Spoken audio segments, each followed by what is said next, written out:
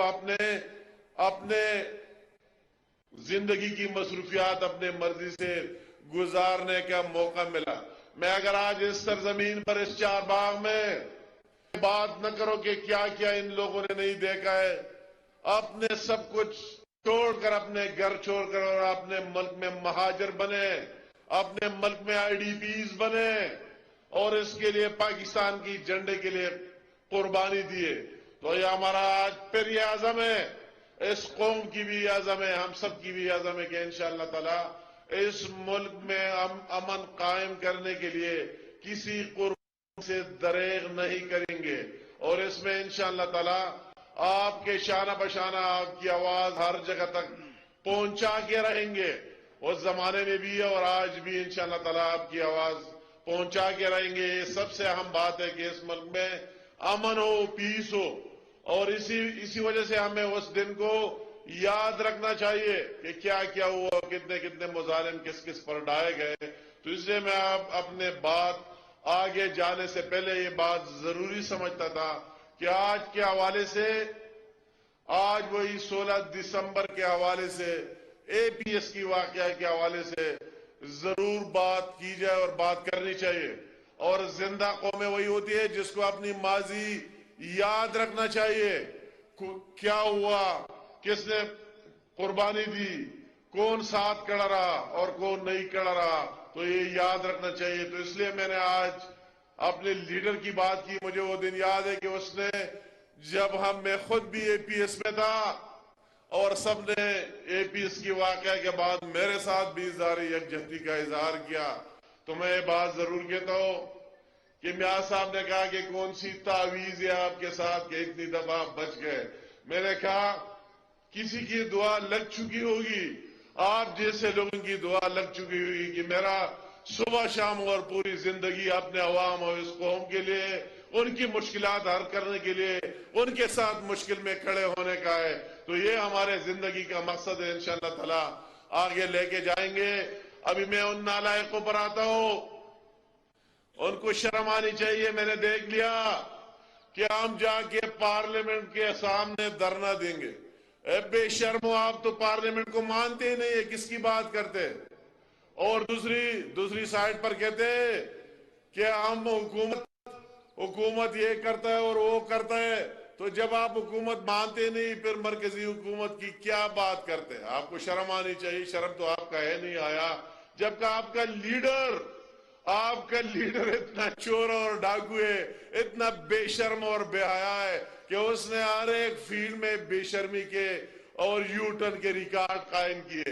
تو اس کے فالوورز کا کیا؟ مگر میں ان کے فالوورز کو کہتا ہوں، میں ان کو کہتا ہوں جو اس کی زندہ باد کے نعرے لگا رہے تھے کہ کیا آپ اس طرح جھوٹے شخص کے ساتھ کیوں کھڑے ہو؟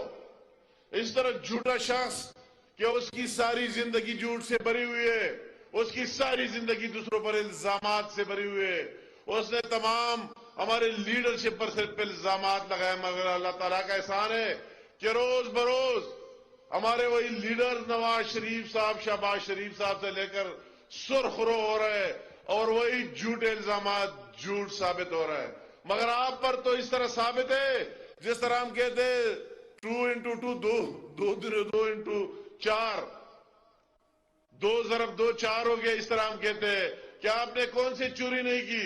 آپ کی ان چوریوں سے میں کون سا داستان کو لکا سے شروع کر کو، آپ کے ان بلین ٹریز سے شروع کر کو، آپ کے اس بی آر ٹی سے شروع کر کو، آپ کے اس جو آپ نے پی ایم ہاؤس میں بٹھا کے اس نے جو اس ملک کا بیڑا غرق کیا اور اس طرح ایجنٹی اور دلالی کی، وہی فرگوگی اور پن کی، اس سے شروع کر کو، آپ کے بہن کی سلائی مشینوں سے شروع کر کو، کس جگہ سے شروع کر کو، آپ کے وہی چینی چوری سے شروع کرو، کہاں سے شروع کرو، آپ کے اس آٹا چوری سے شروع کرو، کہاں سے شروع کر کو، آپ کے پاکستان کو بدنام کرنے کی بات کرو کہ آپ نے حرم شریف میں بھی جا کر پاکستان کو بدنام کیا، پاکستان کو بدنام کیا. آپ نے پاکستان کے اداروں کو بھی معاف نہیں کیا. اپنے ذات کے علاوہ آپ اور کسی چیز کو نہ جانتے اور نہ سمجھتے. تو میں کس سے شروع کروں؟ آپ کی وہی فارن فنڈنگ کیس سے کیا آپ بڑی بڑی باتیں کرتے؟ آپ کی وہی فارن فنڈنگ کیس ابھی سامنے کہ وہی آپ انٹرنیشنل چور اور ڈاکو ثابت ہو گئے. تو اسی طرح چور ڈاکو کا آپ کیوں ساتھ دے رہے ہیں؟ میں ان لوگوں سے سوال کرتا ہوں کہ جو بندہ جھوٹا ہے، آپ کو جھوٹ بولا، آؤ وہی اسلام آباد چلے اور یہ افلاح اور آزادی مارچ اور فلا اور اس کا حساب کتاب ہم لیں گے کہ ہمارے وسائل ایک طرف کہتے ہیں تنخواہیں نہیں ہے ملازمین کے لیے. اسی دن میں کہتا تھا کہ کہتے ہیں 1000 وہی ٹیکنیشین بیچاروں کو نکالا، ان پر لاٹھی چارج بھی کیا، پشاور میں ان کو تانوں میں بھی بند کر دیا، ملازمت سے بھی فارغ کر دیا، اور دوسری طرف ان دھرنوں پر اور ان مارچوں پر ہمارے اربوں روپے خرچ کیے. میں اس کو کہتا ہوں حساب کتاب آپ کو دینا پڑے گا. آپ حساب کتاب دیں گے اس بڑے بڑے ڈاکوں اور چوریوں کا. تو ایک طرف تو وہی شخص کی ساتھ دینا، اور آخر میں کیا رہ گیا؟ آخر میں جو بھی اللہ تعالیٰ کا بڑا ذات ہے.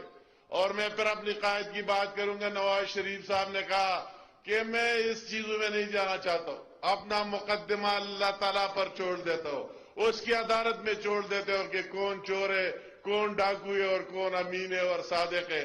تو آپ تو اس انتہا تک جب اللہ تعالیٰ نے آپ اس کو دیکھو کہ اس بات تک گئی کہ ہم پاکستانی باہر جا کر شرماتے.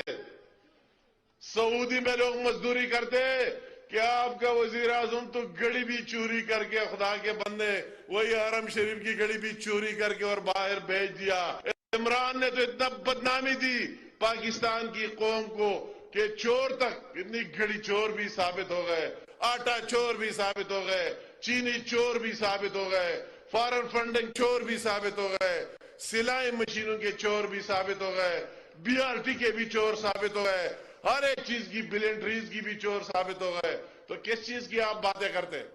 باتیں سارے جھوٹ کے علاوہ تو کچھ ہے نہیں. ان کو شرم آنا چاہیے. میں سوات کی سرزمین پر کھڑا ہوں کہ آپ سے کس منہ سے آ کر اور آپ سے پھر بات کریں گے کہ ہمیں ووٹ دے دو. ان کو شرم نہیں آنا چاہتے کہ یہ 2-3 پل، 2-3 کلوٹ 4 سالوں میں نہیں بنا ہے. اس کے کمیونیکیشن کا منسٹر تھا، اس کا وزیر اعلیٰ تھا یہاں سے. اس کو شرم آنا چاہیے کہ اس کی 4 سال اس طرح لوگوں پر گزرے، کئی کلومیٹروں کی لائنیں لگے رہے.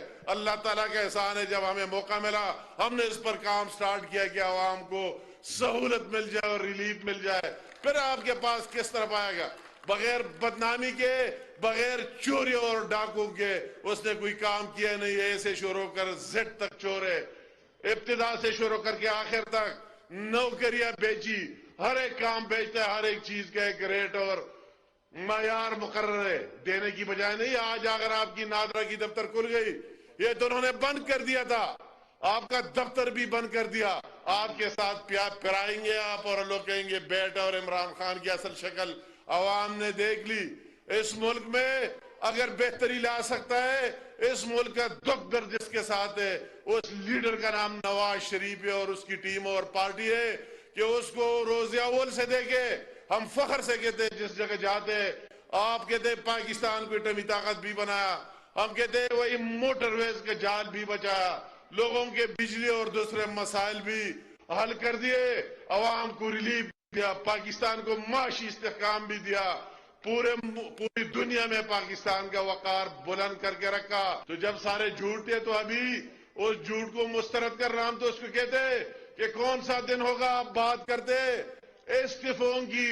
تو کس نے آپ کو اسمبلی ڈیزالو کرنے سے روکا ہے؟ کس نے آپ کو اسمبلی تحلیل کرنے سے روکا ہے؟ آپ کے ایک دستخط سے تعلیل ہونا ہے. آپ تو کہتے کہ جان بھی حاضر ہے، جو جب جان حاضر ہے تو ایک دستخط بھی حاضر کرے. دستخط تو حاضر ہی نہیں، دستخط تو کر ہی نہیں سکتے کیونکہ آپ کے وہ چوریاں اور ڈاکے بند ہو جائیں گے. ہم تو کہتے ہیں اسمبلی ڈیزالو کرو، KP میں دوبارہ جنرل انتخابات کرائیں گے اور آپ سے جان چھڑائیں گے اس عوام کو. جس طرح مرکز میں آپ سے ریلیف ملی ہے اور اس کی جگہ شہباز شریف وزیر اعظم ہے، وہ چور ڈاکو کی وجہ یہاں سے بھی KP میں آپ سے جان چھوٹ جائے گی. تو ہم تو کہتے ہیں کہ وہ دن کون سا ہے؟ تو جب آپ کا لیڈر اتنا جھوٹا نکلا، میں ان لوگوں کو کہتا ہوں تو جھوٹے کا ساتھ دینا، جھوٹ کا ساتھ دینا. آپ کہتے ہیں کہ جھوٹ کا کتنا گناہ ہے؟ جب لیڈر اس طرح ہے، منافق ہے اور جھوٹا ہے، تو آپ کو ساتھ نہیں دینا چاہیے.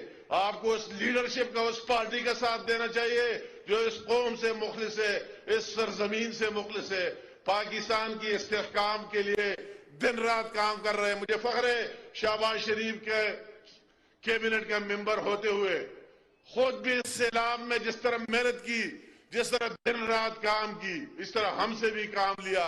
और इस तरह अगर इस नालायक, ये अल्लाह ताला का बहुत बड़ा निजाम है, अगर इससे ये सैलाब आता और इमरान जैसा नालायक शख्स